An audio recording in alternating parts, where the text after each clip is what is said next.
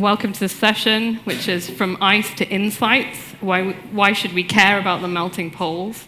And as someone just mentioned, I just came from COP30, where the state of the cryosphere was discussed very heavily, and was quite a sad story, really. And I think today you'll see some images, and you'll hear some stories, and you'll hear a bit about science and policy and the intersections with art as well, and the story of the melting poles and how the poles are changing, and how that's something we have to think about for our future too, because it's going to have an impact on all of us.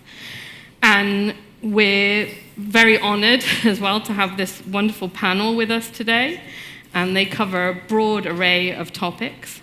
And we have Alison Criscitiello, who's sitting right next to me, who's an ice core scientist, and she's been focusing on exploring paleoclimate and sea ice history in polar regions using ice core chemistry.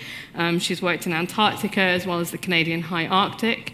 And I think, as many of you may know, or you may not know, the High Arctic is changing very, very drastically, with really significant changes to the permafrost, which will have unknown and irreversible changes to our atmospheric concentrations of gases like methane, which will really have really significant impacts for us in the future. And the glaciers in the High Arctic are melting at rapid, unprecedented rates that I don't think any of us could have imagined 10 years ago. And so hopefully Alison will give us some of her insights on that. And then we also have Mr. Wassim Said from the Emirates Polar Programme. He serves on the steering committee for the Emirates Polar Programme. He's also an advisor with the UAE's Presidential Court, and he's really been a champion in moving forward the UAE's agenda and strategy in the polar sciences and polar research, which has been very important to us as scientists here in the UAE working in this sphere. And finally, we have Ragnar Axelsson. I shouldn't say finally. We're very grateful that he's here. He's a photographer and filmmaker. He's Icelandic, and he's been working for decades on Arctic landscape imaging and filmography, and really creating art which really tells the story of how this landscape has been changing and how it's been impacted in terms of the people, the environment, and he's really been, through his art, recording those changes which have taken place there. All right, I think we'll get started, and I think we'll start with Ragnar.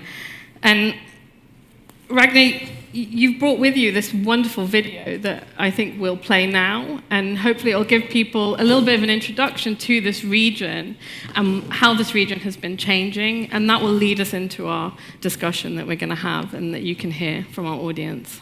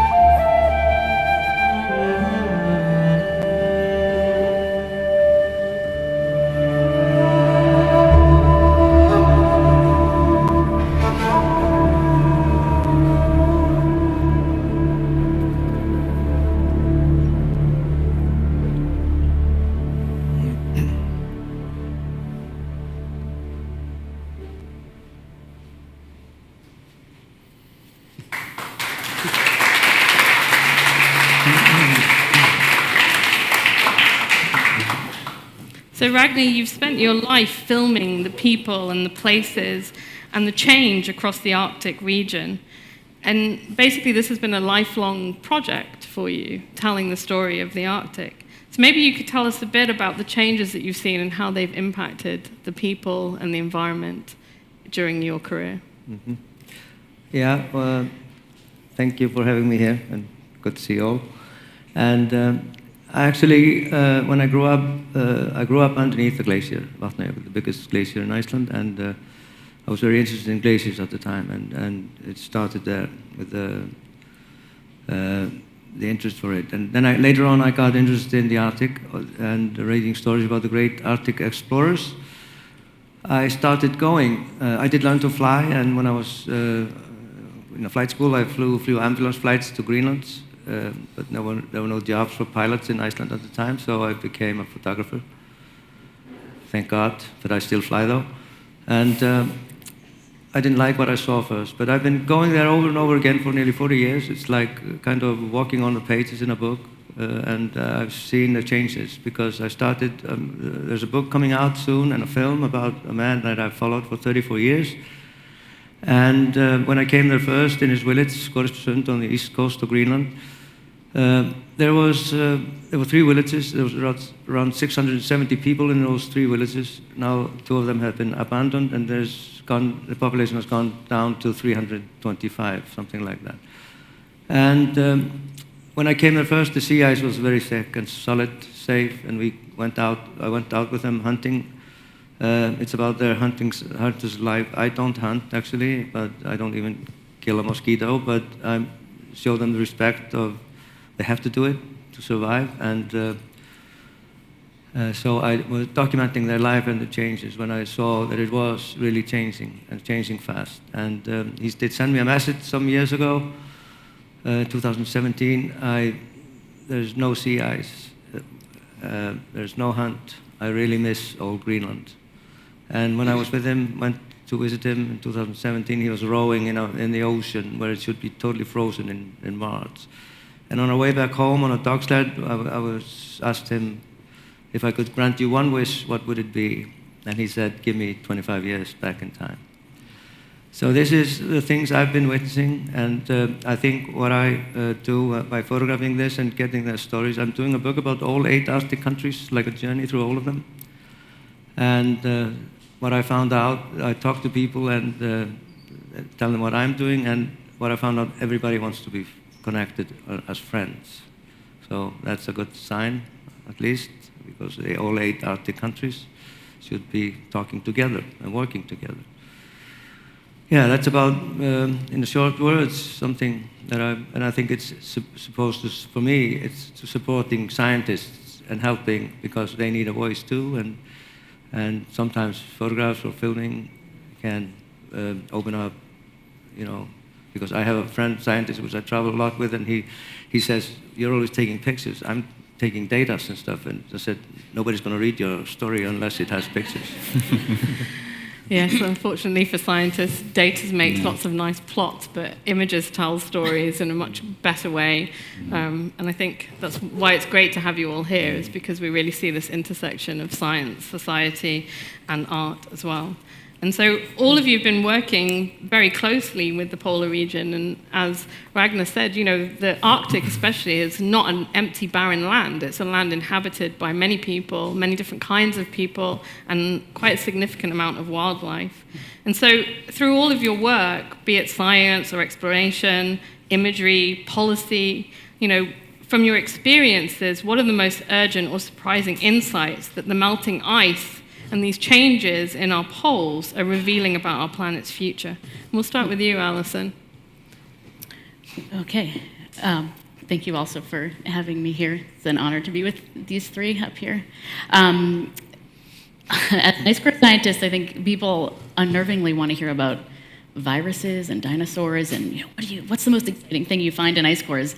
And the answer to that question for me, definitely the most surprising and also probably important and impactful thing that I've found through a couple decades of drilling ice cores at both poles and high mountain regions is actually looking at environmental contaminants that are contained in cores that we've drilled in the most remote parts of the planet. And I spent a really long time, 2 decades, just focusing on reconstructing climate and drilling cores in new places to understand temperature change and wildfire history and greenhouse gas and methane concentrations over time, and not that that's anything small, but then we started to drill replicate cores in all these places we were going to drill surface to bedrock, climate-focused cores, in order to get extra material to look at environmental contaminants. And this has been totally shocking to me. And this work we've done at both poles and in water tower areas, so parts of the high mountain non-polar regions as well that serve as drinking water sources for communities downstream. And yeah, there's a couple important pieces to it, but the surprise, I think, has come from not just being able, in an analytical kind of feat way to measure these things in concentrations that we can pick up, but also to be able to link them to sources, source regions, phase outs, and all of these kind of things. And again, we're talking about this connection piece too. We heard a lot about yesterday in some of the beautiful ocean conversations, and I think it's a way of connecting people to these remote parts of the planet that seem so disconnected from us. But when you can show someone that the frying pan that they choose to use in their home or the Gore-Tex jacket that they put on their body actually has an impact on a remote island in the Canadian high Arctic, that piece is impactful but also empowering. Yeah, I think there was a study that just came out a few months ago that showed even just trekking across the polar regions, you leave behind a trail of microplastics, and they're actually shedding off your clothes. And so it is, I think that's really very important for us to understand, is that what we do here, it transpires across the whole globe. So, that plastic bottle that you throw away in Dubai could end up millions of miles away, basically. And I think that's really quite shocking. Yeah. So, and how about you, Wassim? I mean, you've been doing a lot of policy in this space. And so, what can you take from that? What's the most urgent or surprising insights that you see? First and foremost, thank you for the Dubai Future Foundation for putting this panel. This is very timely. The United Nations declared that this decade, 2025, 2034, is the decade for the action for the cryosphere. And this reveals something about policy. This is an insight. There is a blind spot, and we needed that goal. Also honored to be with you. I think this is where the real thing happens. You have to have the proper text, and you have to have the proper imagery. And then policy somehow has to shape this at a global and a local level. Of course, the UAE's interest is beyond the few penguins that we have in Ski Dubai and ones in Seaward. So I think there is a stake for every nation to look at the poles in a different perspective. So the first insight, at least for us as we learned this, is that yes, we know that the poles are our early warning systems, and they are the thermostats.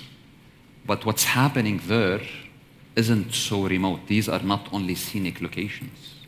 These are actually very close to home in the impact that they have. So that's one. The second thing is that we always think of natural processes as linear processes. And this is not the case at all with the cryosphere, with the poles. So talk about tipping points, chain reactions, feedback loops. We've moved beyond linearity. This is non-linear. It's very accelerated. So that's something insightful to take away. And then Ragnar's story about people who went back just 25 years tell you how fast this thing is going. So this is something that we have to act on. And then I would say we need a mechanism to translate the great stories, whether told through science or told through people's perspectives, and put it into an action. And then you can't but be intentional. And that's why we said the Emirates needs a polar program. The Emirates is always a convener. The Emirates is always thinking at a global level, what are the global challenges? How can we be part of that conversation? And that's why the polar program. So if I really want to talk about the insights, the poles are not remote scenic locations. They are with us directly and indirectly. They are moving quite quickly, non-linear. And I think they have exposed a lot of blind spots for us. Thank you, Wassim. That's very interesting. I think coming from the policy perspective, sometimes as scientists, we live in a little silo of our data, and it's nice to hear how science engages and informs policy as well. So Ragnar, we come to you. I think you've told us this wonderful story about, well, I don't know about wonderful, but sad story about the loss of sea ice. But when you think forward to the future, what are the insights you can take forward from the work that you've been doing and the changes that you've seen? I think it's our duty to be optimistic. Every man's duty to be optimistic about the future and be able to say to your grandchildren when they look you in the eye, Grandma, Grandpa, why didn't you do anything? So we have to do. And I'm never, when I have slideshows somewhere, especially with photographers, I leave it to scientists to tell us. I'm not qualified to tell, they don't have the knowledge they do, even though I grew up with scientists and I learned a lot. But I'm not preaching anything, but I'm showing for the future to see how, because we learn from the past to protect the future in a way, kind of. So if it answers something regarding that. Yeah, thank you. I think your art's wonderful in telling the stories of the people that live in those regions and how they've been affected, and then as well how they might be affected moving forward. Well, there's like in Greenland, there's what I found out. There's I think there's anxiety because of it, and they are worried about their future, and they sometimes don't see the light by the end of the tunnel. And there's the highest suicide rate in the world is in Greenland, and I went out 2010 with 5 hunters. 3 of them later committed suicide. I could never predict that could happen. And one friend of mine, I have many friends, hunters, that I keep contact with, and his wife called me and said, I'm worried about him. He might take his life. And I called him and said, what are you thinking? The sun always comes up, and you have to be optimistic about things in life. And he told me that the sadness was his boat was on the west coast of Greenland, and he couldn't afford to bring his boat back. So I asked him, if I give you a boat, will you promise me not to think that way? And there was silence on the other end of the line, and I bought that boat. I collected money from my friends, and we gave him that boat. And I only said to him once, you know the promise you made to me. And he smiles and says, I'll keep it. So I think it's to help them in a way. And the thing I've seen by visiting those villages is they need to have hope, like everyone. Yeah. Thank you, Ragnar. Wassim, let's come back to you. And so, you've been discussing with different communities within this sphere. And as you mentioned, what happens in the Arctic and Antarctica in the poles, but also in, the high mountains, doesn't just stay there. It affects all of us. And so for you, how do you see that this change in these, what many of us consider very distant regions of the planet, are going to impact and affect our global systems, be that our climate, our ecosystems, our communities, or even our economies? And what foresight or actions do you think we need to take right now? I think this is a very important but very difficult question. I'm just going to start, and I want to comment on Ragnar's story. It's really sad to hear stories of people taking away their lives because of their livelihoods changing. And then you've asked about the impact on communities, climate, economies, the oceans. So it's good to visualize. There are around 5 million people living north of the Arctic Circle, but there are 250 million people living in the vicinity of the high mountain ranges, Himalayan, Hindu Kush, and so on and so forth. And they are mostly the indigenous people tied into the land. And I think what's happening with the cryosphere is robbing them of their land, their way of life, with their culture, and it's taking away the predictability. And that is really affecting them. And then this will actually impact the communities in a very negative way if policy making at the global level doesn't take that into account. So that's probably a broad stroke of what's happening at the community level. At the climate level, I can't lecture. I've got 2 prominent scientists here. But the usual suspects, what's happening with us, right? Tipping points, sea level rises, coastal development, the erosion of that. But it's interesting also to see the impact on the economies in ways that we don't think of. Take the example of our food security. There is a clear connection between The word is called teleconnections. This is how weather patterns in our part of the world, or say in India, for example, of 1 billion people depending on local agriculture, affected by droughts and monsoons carried forward by the natural processes happening in both poles. So that impacts the resilience of food systems. It also impacts the supply chain across. You could also think about the climate resilience that needs to be put in place to cater and mitigate those negative processes.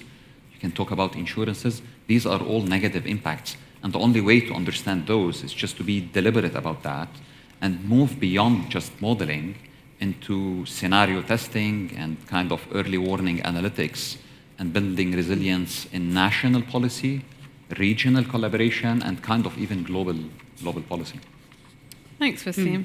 As I said, I just came from COP30 and I was sat in a session with a minister from Fiji, and the session was on the cryosphere and melting of the cryosphere. And he was talking about how Fiji, as an island nation in the middle of the Pacific, is being really impacted in terms of sea level rise because of basically melting glaciers, and how their way of life, their food supplies, as you mentioned, are really being affected by the increasing temperatures in the global oceans, as well as the pollution in the oceans. And so, as you said, I think there needs to be a change in policy as how it will affect societies, because it's not just affecting the people in the Arctic. There's no one in the Antarctic except for penguins and the scientists. Yes. But still, it's the pumping heart of our planet. Yeah. There's a very strong visual. I wish I had something to put as a slide or a video. I feel left out. But if you really think about the expanding sea ice and then the cycles that Antarctica goes through, it's like the pumping heart of our planet. Just controls all the streams that we have, all the ocean currents that we have, and without that, it's just gonna come to a flat line.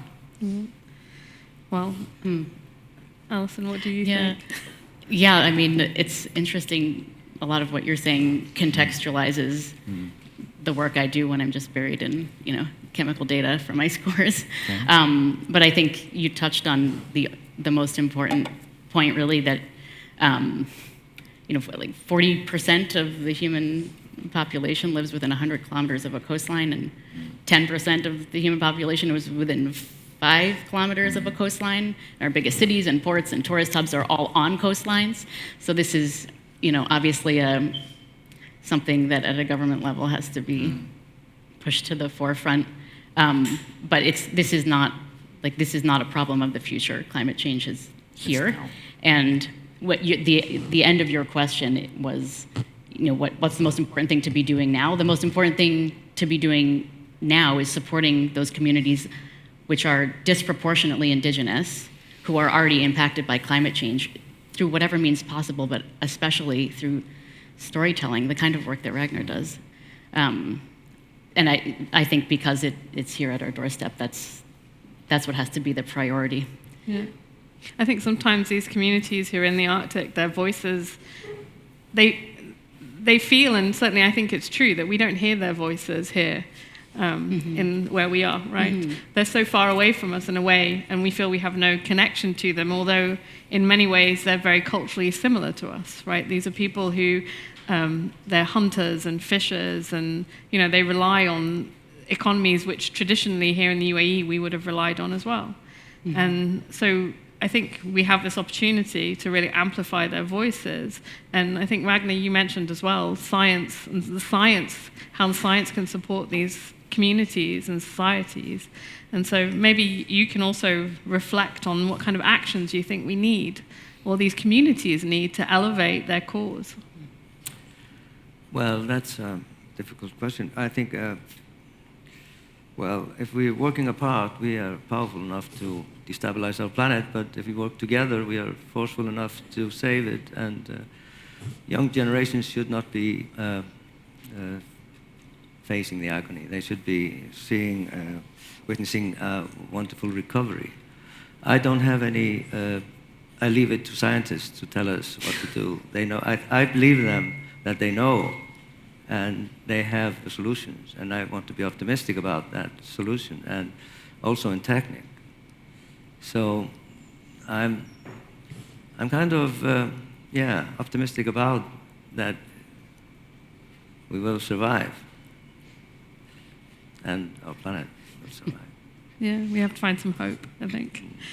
Though you shouldn't feel hopeless about it. And I think that's a good place to come to our last question, which is really about thinking forward to the future. And so, we're here at the Dubai Future Forum, which is really about future thinking. And we explore how foresight can guide collective action for our sustainable future. Why is it important to bring the voices of the poles here to the UAE, here to Dubai? How can lessons from these extreme frontiers inspire resilience and responsibility in other parts of the world, or even here? We sit at a nexus globally. Many people travel through the UAE. How can we take this moment to think about, really elevating this science and society for the polar regions? So I'll start with you, Alice, as you're closest to me. This question makes me think of one of the reasons that I do what I do, and what drew me to Ice Core Science originally, which is that it is inherently multinational and multidisciplinary. It requires a lot of different countries working together, and it requires people from an enormous number of different scientific backgrounds to come together. And that's just something that I really love about the work that I do. The connection sort of with Dubai that I have thought during my few days here, I've never been in a city that feels like it's so driven by innovation, and the biggest jumps in Canada and other countries, leading Ice Core Science countries, like the largest jumps that we've made in terms of discoveries, all are reliant on technological advances. Like every single big breakthrough that I can think of. And they have required oftentimes new countries coming into the game. And Canada, we're relatively young. I direct the first national Ice Core lab for Canada, which was built we built between 2017 and 2019, it's so young. And I think we've made great contributions because of that fresh look, what we bring, and sort of a background, particularly in this case, like I started with, in the environmental contaminant world. But being here has made me think a lot about this infusion of new countries and new minds in an innovative kind of way that may lead to analytical advances in the lab, or all sorts of advances we can't even imagine right now, and what that might help propel forward. So that's mostly what I've been thinking about. Yeah, I think we have a rare opportunity to bring a new voice that brings a lot of technology and innovation into a space where, in some cases we know more about our moon than we know about our polar regions. Yeah. So I think sometimes new voices in a space brings new innovation and new ideas and different ways of thinking. Yeah. So I think what you said is really important. Wassim, do you have any final thoughts on this or reflections? I do. Actually, it's a longer list now. The more you talk, the more ideas I get. I'm not sure how much time we've got. I want to double-click on the innovation that Alison spoke about. But Dr. Aisha, you also mentioned something very interesting. We know more about the space than we know about our cryosphere. And there is this notion that we have to, it's a mindset shift. We need to be here and now. We don't want to be there and then. We don't need a planet B. It's just all about the planet A. And I think this needs a lot of effort, collaboration, rather than competition. So my final thoughts would be, whatever applies at a global level makes perfect sense to be in the United Arab Emirates. We talk about collaboration and not competition. This is the ethos of the country. We talk about the need to preserve science diplomacy as a last frontier, just building bridges and talking. And this is what the UAE is always doing as a convener, as a bridge builder. And going back to what Alison said, innovation, I think Dubai and the UAE at large is a perfect place to say we're at the crossroads of challenges, but resilience through innovation. We turn every single challenge and look through a solution perspective to say we want to do this for us and for the others. And there is no better way to do it than in the UAE. And the UAE, in this matter and other matters as well, is not lobbying for a flag, but we're advocating for a global cause. We want to be part of the solutions for our triple planetary challenges. And one way in is to really be invested into the science for the poles and having it here and now. Thanks, Wassim. That's very, as we sit here on this floor, which I think is called hope, I think that's a good time to turn to you, Ragnar. Sorry? You mentioned hope, that we have to have some hope. So if we think about our resilience in these extreme frontiers, and they are really quite extreme frontiers in the Arctic and Antarctic, what can we learn from this that can take us forward into the future in terms of our resilience and our responsibility to the planet or to the poles? Yeah. Well, I think I find it sometimes some people don't know. I have friends that argue with me all the time, saying there's nothing happening, and I tell them back, well, I've seen it, and the glaciers are not melting for the fun of it. They are melting, and it's the refrigerator of our planet, and keeps temperature tolerable everywhere else. It's melting 3 times faster, 3-4 times faster in the Arctic than anywhere else. So I think it has to be a louder voice to speak out for the world to understand it more, because it's sometimes difficult to, especially in the media now, it's hard to get words out. I feel like a little poodle dog, barking, but sometimes poodle dogs can bark very loud, and those voices has to be heard.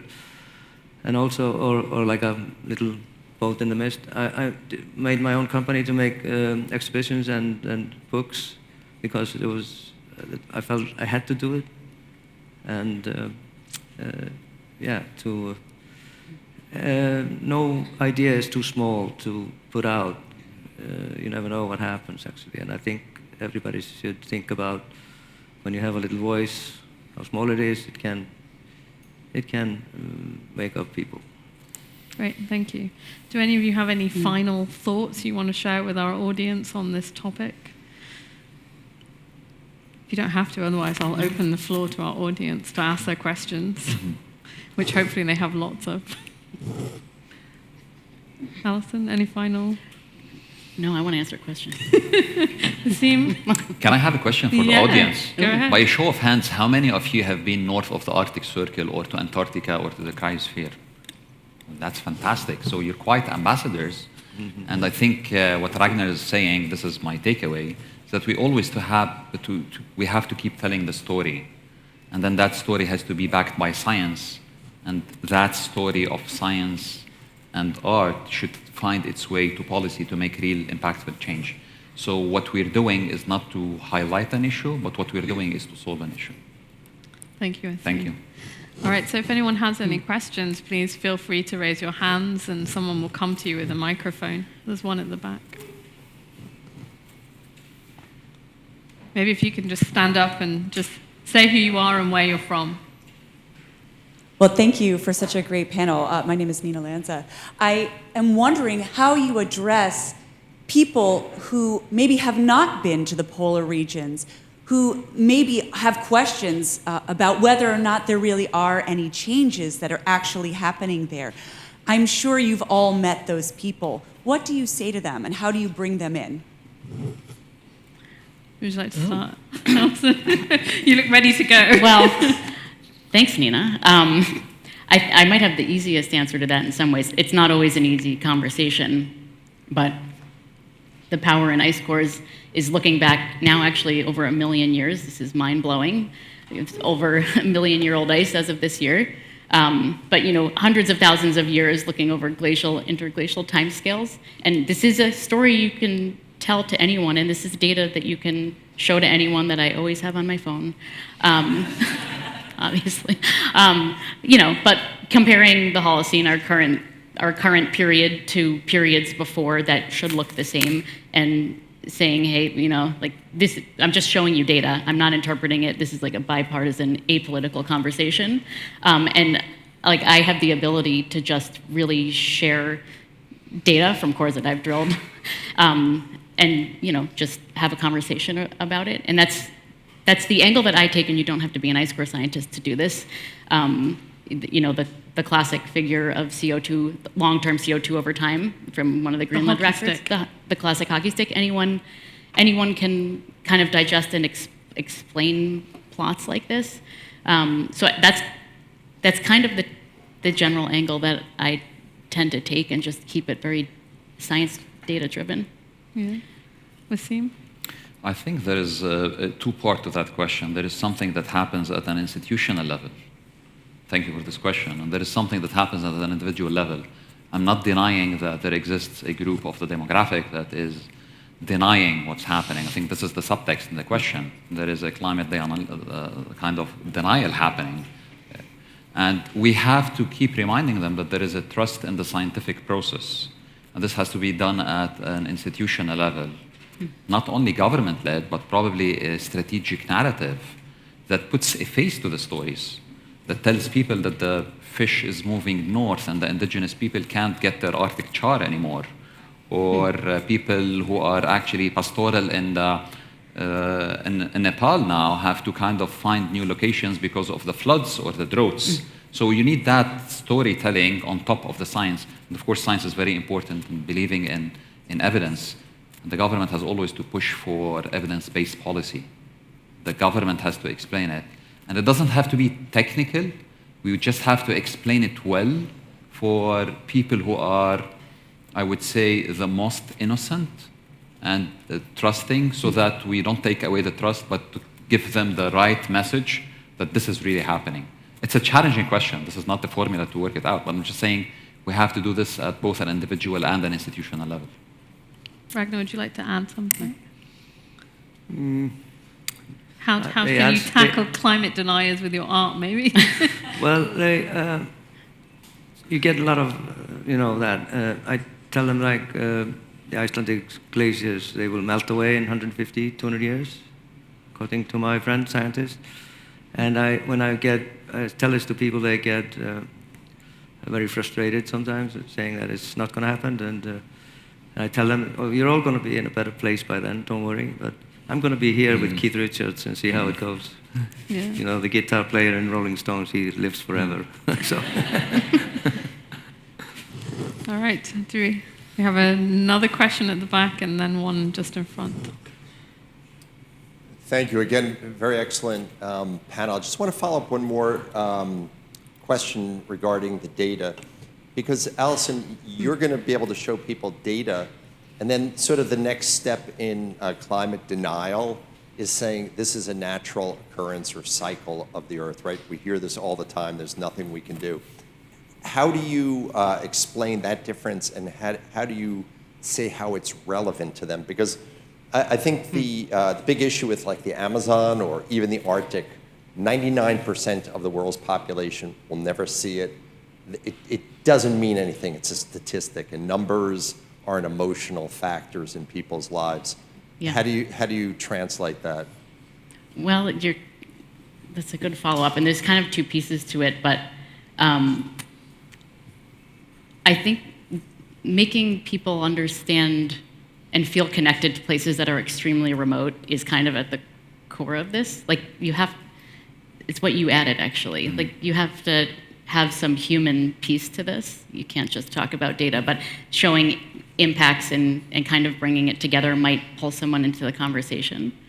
But the first part of your question, I think, like, it seems simple to me, but when you show how aberrant the current climate is, and it is easiest through comparison of like atmospheric greenhouse gases right now, relative to these long-term, like very, very long-term histories that we have at both poles and also from high mountain cores. That is the thing that usually does I feel like gets through to folks unless someone's coming in with an agenda and we really can't meet in the middle. I know this seems like a very scientist way of coming at a problem, but I have definitely found that's the most success I've had is, probably through like the comparison of the Holocene atmospheric gas records in comparison to these long 100,000-year kind of timescales. Maybe I'll add to what Alison said, because I work on very deep time things, which are much older than what Alison works on, that are hundreds of millions of years old. And when we look at the modern day atmospheric CO2 increase and methane increases, we're looking at increases on a decadal scale. That's human measurable. The climate change that we work on in deep time happened over the course of hundreds of thousands of years. And the recovery of our planet happened on the order of 500,000 years. It took our planet 500,000 years to recover from some of these events. And the response of our Earth systems happens on the order of tens of thousands of years. And so people can't think in those timescales because they're not trained to think in that way. But when you start explaining those to people, then it becomes more realistic. If you say, okay, this is happening over the last 25 years, whereas something in deep time, which is natural change, happened over 250,000 years, then it really, their perspectives change because they can't imagine that time. That's too much. It's more money than they can fill in their suitcases. Yeah. I don't know if anybody wants to add The other to thing, that. I was going to say one more thing. I live in Alberta now, which people call the Texas of Canada, and I like this is a constant conversation. And the environmental contaminant kind of thing I find really connects with people. But like my drinking water in Edmonton comes from the Columbia ice field. Like my drinking water source is a water tower, and this is a story that has. It's also because it's shorter time scale, but there is a very direct human connection that has resonated across Alberta. Like this, for me, relatively small project has had a huge sort of societal impact across Canada, but specifically in Alberta, because we've shown that contaminants that are locked up in snow and ice that came from far away, they came from pesticide use and like sources that are far away, are atmospherically transported to a place where people's drinking water comes from. And you can show them exactly what's coming out of their tap and where it came from. And this doesn't get at the general sort of climate change question, but it makes a really direct connection in people's minds about choices they make in their own life, how it impacts the cryosphere, and how it comes back to them. Yeah. Someone asked me how many generations is 500,000 years, and I don't know. I don't know. But climate change has happened on the order of, I think it's 3 generations, which is comparatively, I think it works out like 20,000 generations or something. Yes. All right, and then we can move on to our next question, which is here, and then we'll go there. Hello, thanks all for the conversation. They're really insightful. So we work a lot with students in the UAE and students in the outdoors. Now, the UAE is probably the furthest region away, climate-wise, temperature-wise, from the poles. But how can we get this conversation to students in Dubai? How can we get across the urgency and the realness of this when it's something that they can't really see or experience? Can I take this one? Yeah, I should take you this have one. kids, so. It's the Emirates, not because of the kids, because of the Emirates Polar Program, but the kids as well. And then this ties to the question from before. The gentleman actually asked, most of what happens in the poles will not be seen by anyone. But we do have proxy images of what happens. So it's not only about the glaciers melting, but it's about the severe weather events that we have. And this is something that is closer to home. We feel it, we know it. So that's an image. And then the whole notion of a polar program is to kind of remove borderlines and think that this is a one planet. It's not about 193 countries or 200 countries. It's actually one planet. What's happening is transboundary, and then the impact is actually seen here. I want to mention something that is quite inspirational coming out of India, the biggest country of the world, with a national center for polar and ocean sciences. And their major focus now is to talk about teleconnections. How about weather processes happening in both poles are affecting their weather patterns, how it affects rainfall, droughts, and how it affects their food systems. It's that type of story that we tell. But going back to the children, I think sometimes seeing is believing. Technology can bridge that. There is a lot of fascinating installations that are done with VRs. There is a lot of stories. There is a lot of documentaries. I'm going to give out a shout out to a lot of Emiratis. I have a friend over here who's going to Antarctica next week as well. And then he's going to be an ambassador for that story. And we get those to do those storytelling to the little kids. Visuals are very important. So there is a visual anchoring, there is a story that touches a point, and there is always this human face to the poor little Inuit who's not finding his Arctic char and then just moving upwards to get his hole. It's those that we can actually do. Now, in the UAE, it's a country of sand. There is no snow except whatever we have in the malls. But still, it's very relevant to see the impacts of that. And when we invest in our polar sciences and our polar knowledge, we're investing in our future. This is investing in foresight. I think we actually have evidence of glaciation. If anybody's hiked here in Fujairah, you can see the glacier. You can see actually ancient glaciation in Fujairah. Do you want to add anything about education, Alison? You've probably engaged with young people on this. Maybe sage advice. The only thing I can say is we know that diverse groups do better science, so it behooves all of us to diversify the hard sciences. Yeah. Yep. And I think you can reach out to universities here. They can also help with education. All right, we'll take one last question, and then we will thank our speakers. Thank you. Thanks for this important conversation. My name is Ulrike. I'm a biological oceanographer. Want to bring it back to the oceans, too. I was wondering for the Arctic sea ice, which is potentially retreating into non-existence. Do you foresee or are you afraid of exploitation of this area and connected to that? Is there a way to adapt, both for the populations and the fauna in this area, to retreating sea ice? Can I take this one? Although I think it's a geopolitical question. With the Arctic. Absolutely, It crosses the disciplines, I think. I think it's very important for non-Arctic nations, because when we talk about the polar sciences, of course, the biggest chunk happens in Antarctica and the high mountain ranges, and also in the Arctic. But because the Arctic is actually inhabited, you have people, and it's sovereign, the discussion becomes sensitive. And then when we talk about what's happening in terms of resources, and then people start talking about extracting resources, things get sensitive. Now, as a non-Arctic player, the UAE is always seeking a perspective rather than a place. And the perspective that we seek emphasizes what the UAE is always kind of advocating for. Can you really cooperate rather than compete? Can you talk about sustainable development versus extractive, short-term, narrow-minded policies? Can you really be just, not only to the players today, but can you be kind of fair to the generations that would come next? Because we owe it to them. And I think if we keep mentioning that, and then we have enough players that believe this narrative, we can move beyond an extractive, unsustainable, destructive practice to one that could probably really lead to a win-win, where we can talk about the people, their prosperity, and the planet at the same time. I'm not sure if I was the typical government guy, broad strokes, no concrete answer, but I'm just saying it's very important to have this narrative as a guidance for the policy at a national level. Absolutely. Right. I think we'll end there, and we'll thank our speakers, and thank you to all of you for your wonderful questions.